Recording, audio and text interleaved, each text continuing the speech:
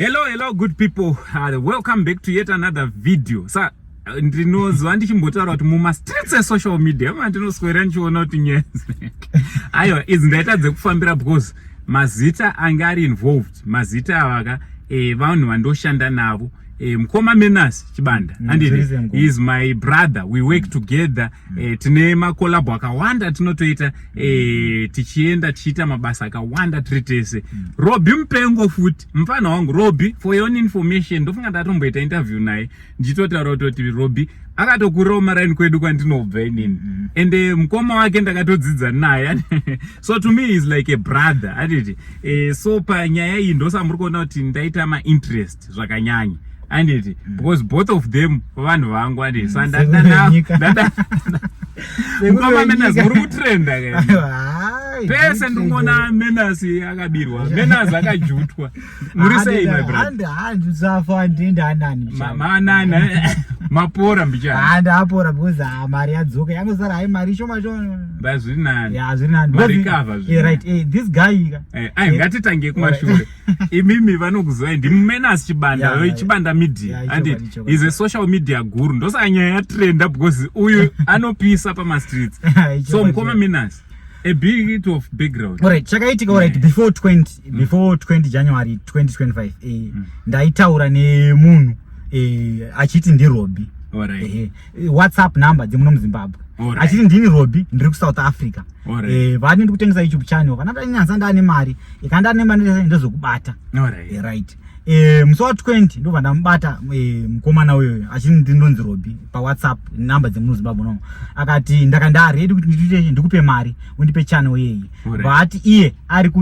ari ku South Africa so zvaakuita iye achatuma mukoma wake ari muno muZimbabwe mukoma wake ndosangana naye mukoma wake achiti ndiye andokwaita sei andokwanisa kutaura naye pama calls pa number idzodzo same number dzari kushandisa ichi ari pa WhatsApp iye so mukoma wake musi wa 20 akabva abva iye kukadoma kuwevari kwaanogara uko mukoma wacho anonzi Isaac Nation Mabhuku Robbie Mpengo rake zita chache anonzi Robson Mabhuku auya mukomana uyu ndakabva ndamupa inini $200 cash takange taurirana isu kuti YouTube channel ari kunitengesera in $300 vanamudza ndakati yava nema subs mangani YouTube yayo I think kuma 80 something thousand iko 80 something thousand over 80 I think nini let me just say over 80,000 subscribers yes. But less than 90,000 yes ndobva ndamuporengera inini mari 200 cash in hand but aurana kuti isusu musi wa 26 ndichazoita sei chazomupa outstanding balance $100. Right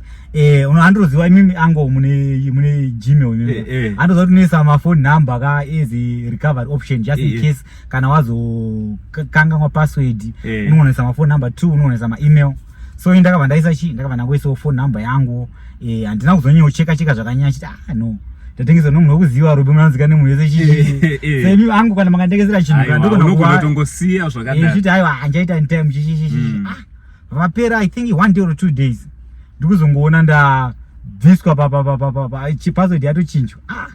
iniko ndeipiko iyi natologwa out natologwa out baba saka kwadidiki before mrudi zvakaitika before zuva ramaifana kupedzisa outstanding balance but before zuva iroro akambenga andisendera message achiti arichada kuzondisasende mari yake outstanding $100 yacho achazouya iye achicollecta ndisasende achiti pane zvekunetsa chichichichi saka before zuva racho risati rasvika ndakabva nderesema ndatongobviswa pasinopepera 5 minutes ndone message yatosendwa yauya kuinbox kwangu zvikanzi mukomana ndiri yanchikupaka 200 kako ikokoko unoronga madhiri kana kunaka ini kuma madhiri ndeapiko ini baba ndatobhlokwa paye kumakozi handichakwanisa kupinda kuma WhatsApp chichi zvikanzi usandifonera usandite sei ndichauya inini musi wa 29 ndozokupa mari yako $200 ndakudzoka kunhamba dzedze dzingitaura nadzo because ndiriona pamakozi ka ari kuti WhatsApp iri ku South Africa ko ndatobhlokwa kwese ini koindepikwe musi wa 29 mapererwa manje kushaziva kuti musi wa 29 wasvika manje tira nhamba dzedze Robbie ku WhatsApp dzikuramba ndikutora namba dzekunoku dziri kuramba zvese ndablock ndata sese ndakati right nyaya kana yadaiso ganire pamapurisa vanenda pachitungwiza pamakoni police station vanda open a case case yandaka open ndakawatsanangura zvakaitika kuti ndatenga online property this and that vandawapa ma details ese arobi nema details ese this guy a brother yacho inini ndakaenda chimudza pamwe ndi kunosungisa ndiri kuda kuvhura docket no 1 robi ndikatonza ai nomapurisa aiwa chigame ichi vanhu vari wese ndovhurira wese because vanenge vakakutamba vari wese ndavhurira docket reri vananzi ndidzoke nhasi kuti ase kuzonzwa zvakamira sei saka docket ndakarivhurira pamakoni saka nyaya iyi matransaction emari akaitwa unonzi kuzengeza saka vanhu pamakoni mapurisa pamakoni vanonzi right zengeza iri under St Mary's police station so saka takuita se kuno kuti angokuvhurira docket docket rakuchaise chari transfer St Mary's saka ndanzidzoke chi this coming Monday inenge musi wachiko Monday muri kufambira docket uri musi waFebruary kuzwa kuti ndinozangana investigator aunoita se investigating officer zvafamba sei saka nhasiwo this guy anga paakaona kuti ini ndakazoenda kusocial media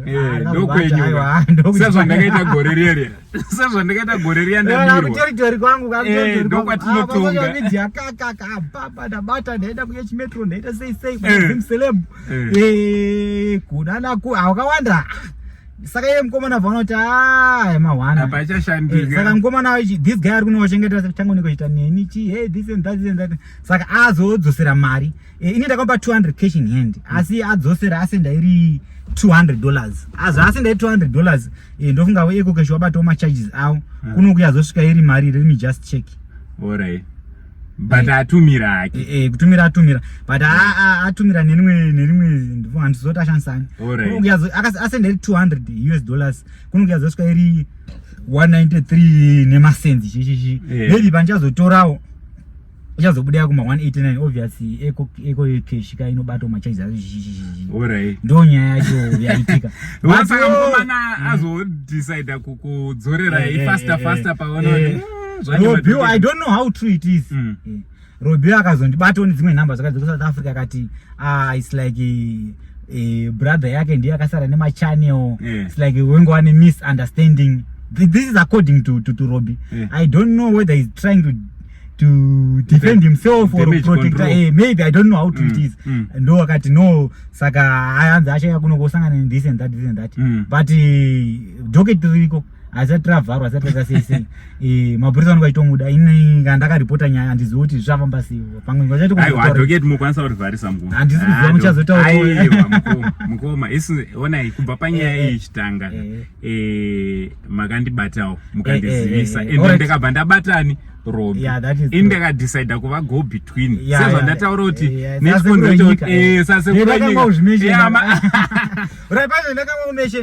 this guy ari kunogoinga ambotaura se ada kusendera mari angu kuti hanzi avape ezi kuti vozondipa ezi witness but it was okay but there was no need because as long as wango transfer mari from account ma records yacho kazo after 1 million years ma records yacho se adzinike saka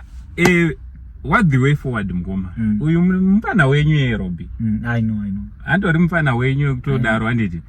what the way forward ima recover amount part hombe mari yenyu anditi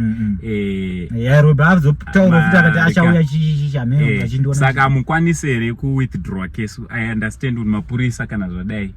rumwe yekuwithdraw iripo imamukwanisere kuregerera mupana wenyu kuitira zvisazokwestirai kuti mari madzorerwa zvozokwestirai full time muchingoramba muchienda because mari iyoyo chazoendera fiyo muchingoramba muchidzokera kuchi understand makugara kure nekwamakaripoteera azvakadii kuti mukabva mango withdraw zvenyu toita video rimwe paanouya apologize face to face nyaya yacho chichazotaura mukomana chacho auya imamsa accuse the person again akauya toti hatozotaura naye obviously hatiri vanhu nhasi ndini mangwana ndivi tozongo hatozongosvika pakunzwanana chete but mamapinda mahwana nini hangu ndisikadi to be honest ndingasikadi hangu kuti ndiripoti nyaya kumapurisa because it's like the moment yakandibvisa akanditorera email denga ari munhu akangwara dai akabva atongondipa mari yangu ipapo sezvo atora chinhu chake zvakaitwa mukuwirirana tisina kutombozvinzwa kana mameseji acho nditonawo so paakandibvisa pacho ndinoti what I do wandibvisa is not a big deal chingondidzosera mari yacho ipapapa but yangakuonesa musoro wozini kwandiri ka anga indachitaura navo vese anga achitonditi hako iye aigotengerei chinhu chisiri ndikati aiwa zvinzwaro so I try to cool down the situation so hano it's okay let me give you an example a good example munhu akauya nemotikari nemabhuka zvinhu zvese zvakakwana ungatedze kutenga iwe totenga unozoziva kuti motikari for example motikari dzemuzimbabwe bhuku haringobatwe unozoziva motikari dzemuzimbabwe unonga achikashuka unongotora motikari iwe pamwe motikari nyangwe pamwe storum zita rei but munhu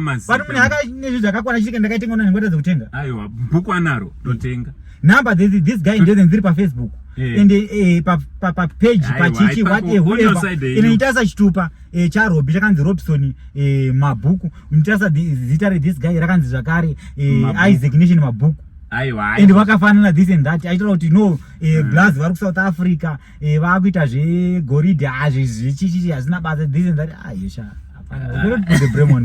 aiwa ipapo ndapanzwa so mukoma Menas again ndirege kuwesta time understand muri kumhanya kubasa futi ndini tangoti tingoclarify nyaya iyi ndo mukoma Menas wacho vari kutrenda naRobbie Menas Chibanda weChibanda Media thank you very much I hope kuti muchagadzisa nemunin'ina wenyu paachauya kugadzisa nyaya hazvekusungisana zvinoitwa kana vanhu vatadzonzwana but pazvasvika apa ndofunga kuti patova padhuze pekutoti unonga chimuziri pamwe iskit harisi skit hatingabvite maskiti nemapurisa mukati lazima muite zvemaskitaiwa zvemaskiti unobvira dhoketi kwete skiti unobva dhoketi aiwa zvasiri mafani alright thank you very much mukoma Menas thank you nekutipa mukana wekunge tiri tinokurukura so ndo update yenyaya yamachona ichitrenda ndo zviri current patiri nhasi from Uncle Saint na Menas Chibanda Media for now it's much love and good